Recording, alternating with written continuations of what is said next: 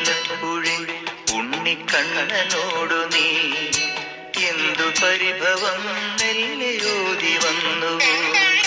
കൽവിളക്കുകൾ പാതി മിന്നി നിൽക്കവേ എന്തു നൽകുവാൻ എന്നെ കാത്തു നിന്നു നീ.